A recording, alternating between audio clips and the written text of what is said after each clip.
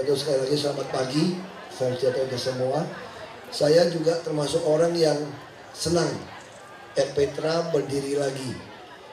Karena saya betul-betul ingin masyarakat Jakarta yang begitu padat, yang katanya begitu egois, ada tempat untuk selalu bersiraturahim. Karena selama ini kalau kita mau bersiraturahim itu hanya di hajatan. Hajatan apapun kalau kita datangnya nggak bareng, nggak ketemu juga. Karena suasana juga beda. Mungkin kalau ada yang meninggal, ketemu pun nggak sempat ngobrol banyak juga. Apalagi ke acara-acara hajatan, pesta. Di kampung juga susah cari tempat untuk buat hajatan. Nah makanya RPtra ini memang dibuat rancang. Minta terima kasih pada UHAMK ya, dan kontraktornya. Ini memang dipetakan secara sosial. Jadi ini semua keinginan Bapak Ibu. Saya juga tidak bisa memutuskan kenapa mesti lapangan badmintonnya 2. Ya ini kan memang Bapak Ibu yang demen main badminton ya susah. Ada yang demennya futsal, ada yang basket. Nah ini juga semen bagus. Berarti bisa buat hajatan apapun bisa. Nah inilah harapan kami. Tadi Ibu PKK semangat sekali nyanyi March PKK-nya gitu, terus RPtra-nya juga kan. Ini harapan kami Ibu PKK harus jadi pemerhati. RT RW saya harap juga sama. Mungkin Bapak Ibu masih ingat di salah satu iklan di TV yang malam-malam orang ketok pintu, tok tok tok, Bu RT, Bu RT, anak saya panas. Ini termos es, masih ingat ya? Ingat itu kan? Nah kami inginnya RPtra ini itu berfungsi RT RW Ibu PKK itu memperhatikan, mempedulikan. Jadi kalau ada anak yang nggak sekolah, tolong diurus. Dan kami juga tidak ingin Bapak Ibu pindah. Nah dulu saya membuat peraturan dengan Pak Sekda, 1 miliar rupiah tidak perlu bayar PBB tahun ini. Tapi ternyata harga tanah Jakarta mahal. Rumah yang 100 meter persegi saja sudah di atas 1 miliar. Nah kami mau rubah lagi nih. Mau rubah nanti lagi disiapkan, kita lagi hitung. Rumah yang 100 meter persegi kalau bukan di perumahan, bukan di klaster, artinya rumah-rumah kampung itu tidak perlu bayar. Kalau rumah perumahan rugi. Ya kan karena perumahan sekarang bikinnya rumah kecil-kecil loh, betul apa? 100 semua rata-rata di. Sekarang Bapak Ibu yang IMB-nya belum beres, yang 100 meter, tolong langsung datang kantor camat atau lurah PTSP, itu diurusin izin IMB-nya. Dulu kan nggak punya duit buat gambar arsitek kan. Nah sekarang kami yang gambarin gratis semua, supaya Bapak Ibu ada surat. Ya kalau yang BPN sertifikat, memang saya lagi ngomong sama Presiden, ini lama-lama BPN kasih kita aja yang urus izinnya deh, supaya cepat. Urus sertifikat pusing kan Bapak Ibu kan.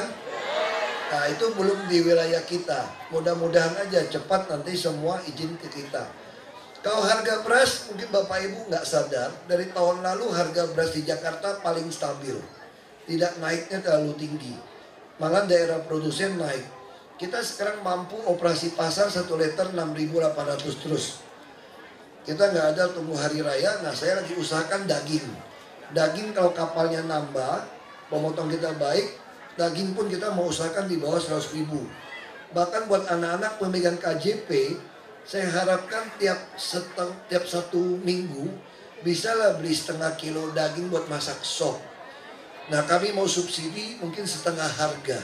Kita lagi rancang juga pemegang KJP beli daging diskon 50%. Nah, supaya anak-anak Bapak Ibu sehat. Karena ada makan yang ada lemaknya sedikit. Orang nggak boleh nggak makan lemak sama sekali. Orang kalau terlalu kurus juga jelek kan. Yang listrik kan. Yang bagus kan kayak pohon palem raja itu loh. Mesti ada bentuk juga. Jadi nggak boleh terlalu kurus juga. Yang penting kalau ibu-ibu, kalau ketawa ngakak giginya harus bagus ya. Nah kita puskesmas kita itu layanin gigi semua tuh. Jadi tolong jangan nggak pergi. Saya nggak mau dengar ada pengaduan curhat nanti curcol bilangnya apa? suami saya sudah tidak cinta lagi. Wah, ini selidik punya selidik ternyata cuma urusan giginya ompong atau giginya berlubang. Nah ini mesti nggak boleh. Jadi tolong kesehatan dijaga, sekolah. Nah kami juga harap anak-anak ibu, bapak semua yang kelas 3 sekarang, yang pegang KJP, kalau jangan berpikir tidak mau kuliah, coba ikut ujian penerimaan di seluruh perguruan tinggi negeri se-Indonesia. Jadi di mana aja, mau di Jawa, mau di Sumatera, Kalimantan, atau di Papua, kami akan berikan KJP untuk dia kuliah 1 tahun 18 juta. Jadi supaya dia bisa semangat kuliah. Ya ini juga saya selalu ingat, bapak saya kalau antar duit ke saya, dulu kan susah kirim uang ya. Saya kuliah di Trisakti. Bapak saya pasti gitu, saya udah hafal kalimat bapak saya. Sekarang sudah almarhum bapak saya. Tahun 97 udah meninggal. Dia datang masih gini, jangan belagu ya lu ya. Jangan belagu ya. Ini bapak susah cari uang, kuliah di Trisakti lagi, mahal lagi. Trisakti dulu mahal itu. Ini di kampung kita masih banyak anak yang lebih pintar dari kamu. Cuma nasib kamu aja baik jadi anak saya katanya. Coba kalau bukan anak saya, lu kan kuliah lu katanya. Di kampung juga. Nah ini yang mendorong saya waktu jadi bupati, saya kirim anak kampung ini kuliah di Sama Trisakti. Sekarang mereka lulusnya berapa? IP-nya 3,8, setengah 3,8. Pinter-pinter. Jadi bener bapak saya IP-nya berapa? 2,8. Beda jauh. Tapi memang ada untung. Jadi gubernur gak perlu terlalu pinter katanya. Otaknya biasa-biasa, yang penting ototnya kencang. Otot jantung, otot kaki gitu ya. Itu aja. Ini anak sekarang lagi ngambil S3 di Jepang. Beasiswa. Sampai sekarang saya masih dukung dia terus. Untuk ini anaknya luar biasa. Sekarang lagi ikut ekspedisi di Samudra Hindia sama kapal Jepang. Jadi artinya apa? Anak-anak kita ini banyak yang pinter. Bangsa kita ini pinter. Tadi coba lihat, begitu saya lihat orang main angklung, saya langsung bilang, bangsa ini luar biasa. Bisa ciptakan musik, ini budaya tinggi, hebat. Ya kan? Belum lagi kecapi, belum lagi yang di Kolintang, di Sulut. Ini bangsa yang hebat kita loh. Artinya apa? Bisa nggak main angklung itu kalau sendiri? Nggak bisa.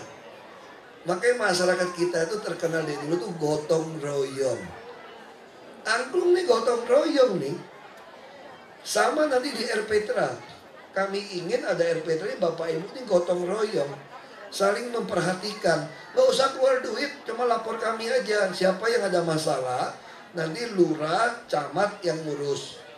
Lurah, camat ini udah seperti bapak ibunya warga.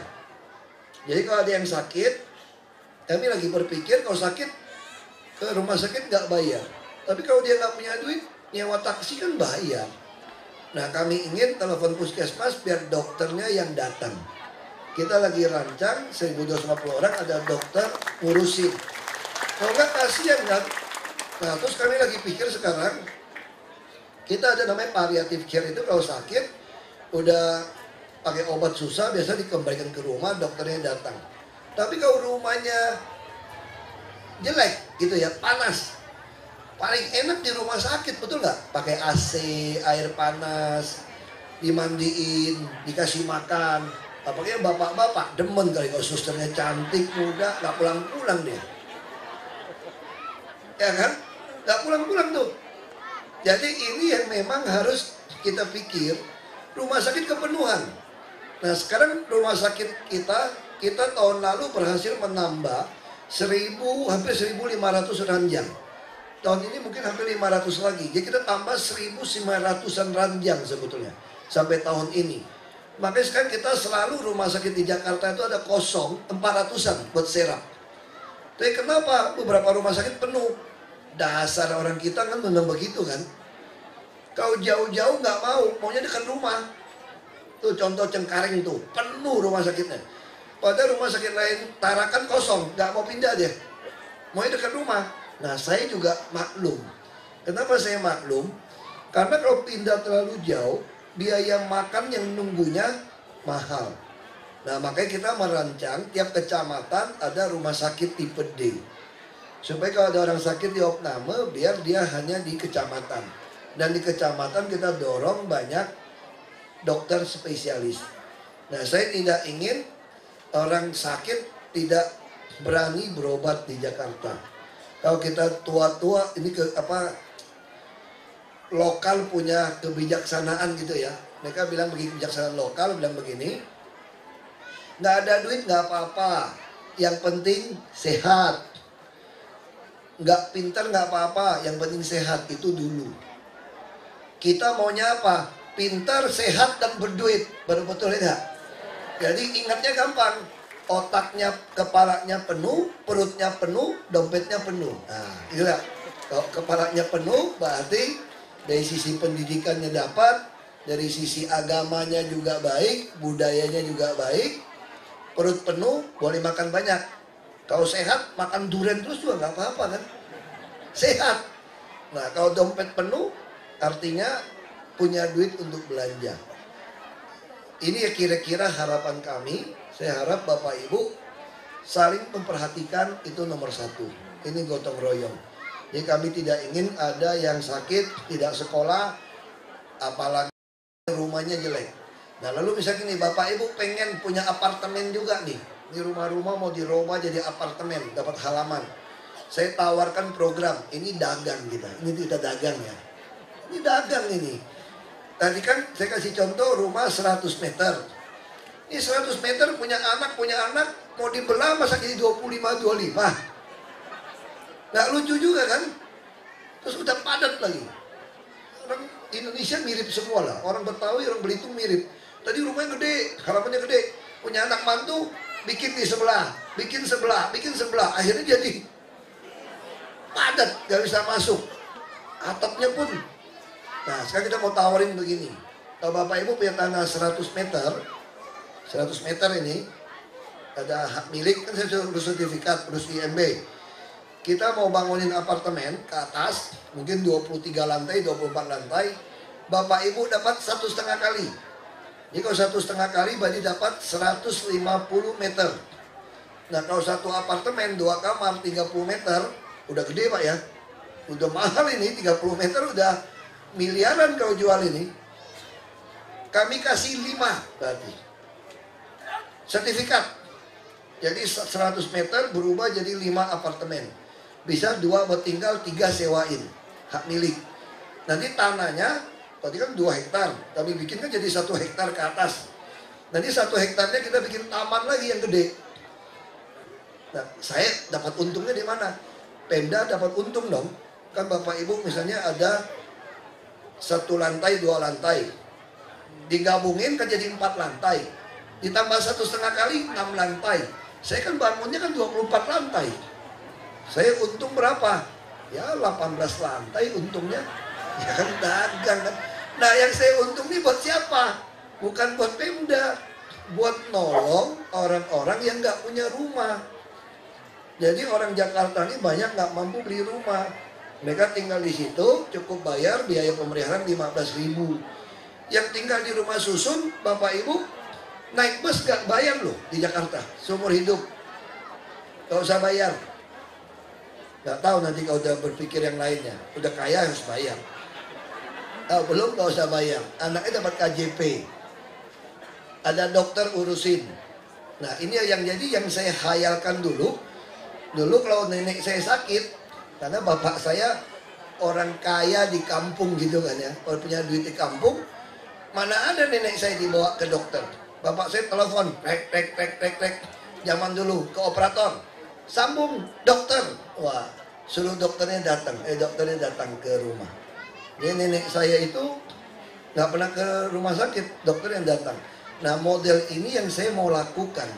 Jadi nanti tiap rumah susun 1.250 orang ada 1 dokter, perawat, bidan yang urusin. Nah, ini akan membuat kehidupan orang makin baik.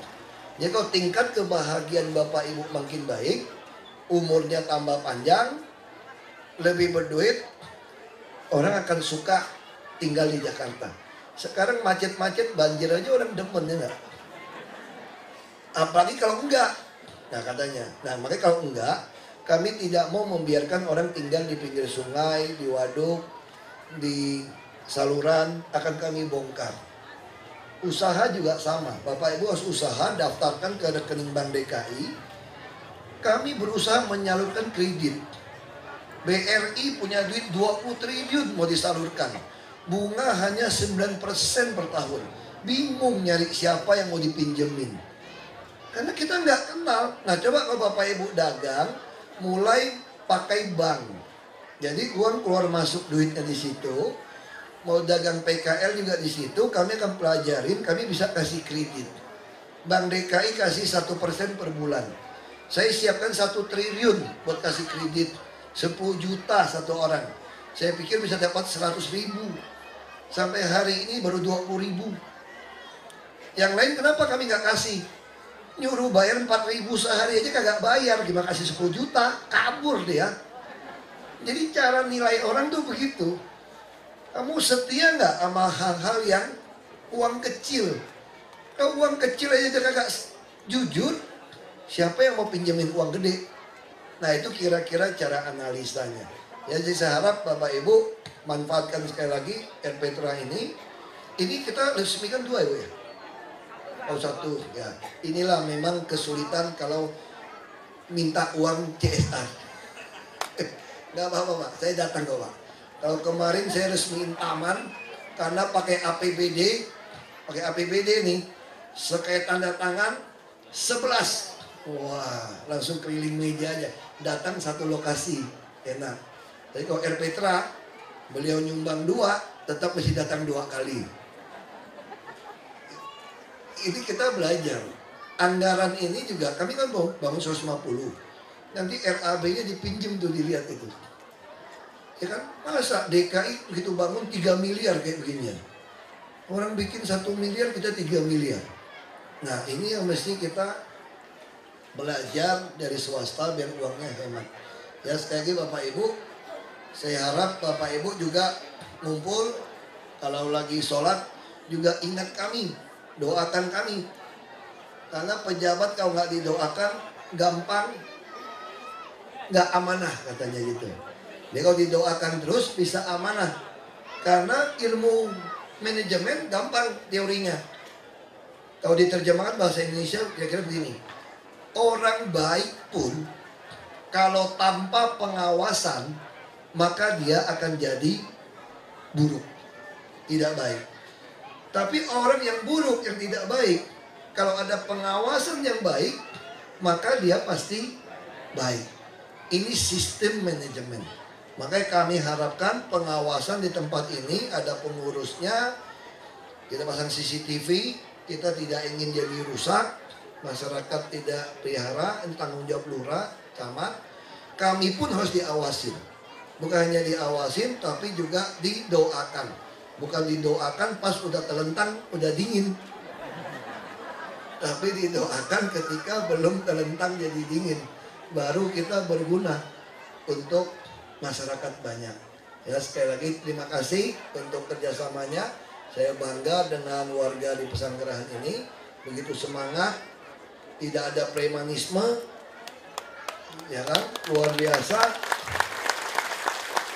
Kalau ada preman, ya kita gebukin. Ada Pak Polisi, ada tentara, kenapa takut? Saya selalu katakan, gak usah takut sama preman. Karena kita juga preman, preman resmi tapi. Ini resmi. Ya kan, ini kan resmi pakai ini preman resmi kita. Ada senjata semua lengkap resmi. Jadi Bapak Ibu gak usah khawatir. Kami pasti mau bekerja untuk Bapak Ibu. Sampaikan aja apa yang bisa kami bantu. Yang terakhir, kita juga harap rembuk RW. Kita akan bikin aplikasi juga. Ada rembuk RW. Saya ingin Bapak Ibu kalau rembuk RW itu tidak ngomong gini. Jalanan saya jelek. Oh nggak mau, itu bukan rembuk RW. Itu mah kewajiban. Kalau jelek lurahnya dipecat. Nggak ada urusan. Camatnya dipecat. Jadi bulan ini kita April akan kedatangan mesin-mesin semua di kecamatan. Semua kampung mana kalau berlubang jelek nggak usah lapor-lapor rembuk RW, itu wajib hukumnya. Sampah kotor nggak usah lapor, saluran mampet nggak usah lapor rembuk RW, itu langsung lapor lurah. Kalau nggak beresin udah ganti. Pemain cadangan banyak. Bingung orang-orang naik ini. Jadi rembuk RW itu mesti pikirin apa? Bagaimana memenuhi otak, perut, dan dompet warga. Misal contoh gini rembuk RW-nya. Kami temukan di sini banyak ibu-ibu yang pintar masak, gitu ya. Pintar masak, enak, tapi gak ada tempat jualan. Saya mau rembuk RW kayak begitu.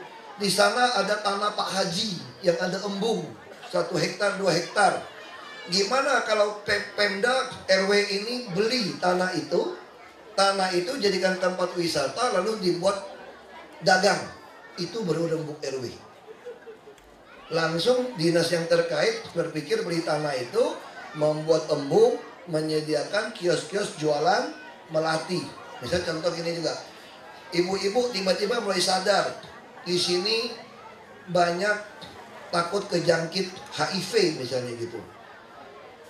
Lalu masih ada tes, VCT test. Itu langsung kirim rembuk RW seperti itu, kami akan datangkan kesehatan untuk tes. Jika cuma sehari-hari bilang jalanan jelek, got, mampet, itu mah gak usah rembuk RW, setahun sekali capek kita. Langsung pakai clue, lapor. Nah nanti juga sama, kalau rembuk RW lupa gimana masyarakat ingat? Lapor juga lewat Smart City, lewat clue. Nah sehingga itu akan kecatat. Jadi kami akan lihat di peta, RW ini pengennya apa, RW ini pengennya apa, baru kita penuhi. Nah ini kira-kira seperti itu rembuk RW-nya. Ya kan, misalnya kami butuh ada puskesmas di sini, atau ada klinik. Nah itu baru namanya usulan. Ya saya nggak mau mintanya yang gampang-gampang. Got mampet, jalanan di aspal, itu nggak usah minta. Kalau sampai tahun ini ada daerah bapak ibu nggak di aspal sampai gang-gang sempit, udah lapornya camatnya kagak kerja, lu tidur udah. Karena alat PU kecamatan lengkap kita belikan. Bahkan untuk membuat inrate semua kelurahan, April akan datang mesin breaker semua. Jadi nggak ada lagi rumah yang tanpa selokan, nggak ada got, nggak ada lagi cerita itu karena curah hujan begitu besar. Dan perlu Bapak Ibu ingat juga, ini kan kita kan El Nino, agak panas lewat. Biasa habis El Nino ini akan ada datang La Nina yang hujannya banyak. Nanti Jakarta bulan Juli ini kemungkinan sudah hujan besar dan terus menerus sampai Februari tahun depan. Jika Bapak Ibu nggak mau nyiapkan got, semua saluran sampah masih mampet terus nih Pak Isnawa, mesti diawasin. Bapak Ibu juga jangan buang sampah sembarangan ini. Kalau hujan mampet. Jadi semua got lurah wali kota harus bersih dan terhubung semua. Harus nyambung semua. Kalau enggak pasti tenggelam. Nah kami juga berusaha mengejar membangun tanggul di utara. Tapi selesainya pertengahan 2017. Udah lewat masa hujan ini. Jadi kalau laut lagi pasang 2,8 meter, hujan terus menerus, Jakarta jadi mangkok. Karena nggak bisa keluar ke laut, pasti jadi mangkok dia. Nah tanggulnya nggak pernah dibangun 3,8 meter. Saya juga nggak ngerti, 43 tahun baru bangun. Ini cerita 43 tahun. Ada kajiannya dari Belanda tahun 73, Nedeko. Diminta untuk bikin tanggul, bikin waduk, pasang pompa. Jadi kalau air turun ke utara, lagi pasang pompa. Tapi 43 tahun baru mau kita bangun sekarang. Nah kenapa? Saya juga nggak ngerti kenapa. Saya cuma tahu satu hal, jadi gubernur nggak perlu pintar. Semua kajian ada, masalah ada, tinggal baca. Yang penting nggak buta huruf. Tinggal baca aja. Nah tinggal otot. Karena Jakarta didudukin semua sungai. Selatan paling banyak genangan, Pak. Nanti selatan hujan pasti paling banyak luberan. Kenapa? Karena banyak rumah itu di pinggir sungai. Di dalam sungai. Malah utara kalau lagi nggak pasang, pusat relatif tidak ada banjir lagi. Timur relatif udah baik. Barat juga terakhir kita bikin crossing relatif baik. Nah ini mudah-mudahan kita doakan nggak ada kejutan-kejutan. Maksud itu kejutan tuh tanggul jebol, ratu hari-hari roboh. Nah itu kita nggak bisa kendalikan. Tapi kalau selama nggak ada masalah itu, Saya kira Jakarta tahun ini sangat baik menghadapi hujan. Bapak Ibu udah rasakan kan hujan besar, genangan kalau ada pun cepat. Itu pun karena masih tersumbat sampah. Ya mohon jangan buang sampah. Kita doakan siap-siap. Ini masih ada ya 5 bulan sampai bulan Juli. Semua saluran harus dibereskan. Saya yakin kita akan siap menghadapi hujan karena pengaruh La Nina dari Juli sampai Februari. Saya kira itu. Kalau enggak mungkin ya tenggelam lah. Karena lautnya enggak siap. Jadi kalau cuma laut paling 7 jam. Kalau hujannya turun, kalau air lautnya surut, pasti langsung jalan. Ya, terima kasih.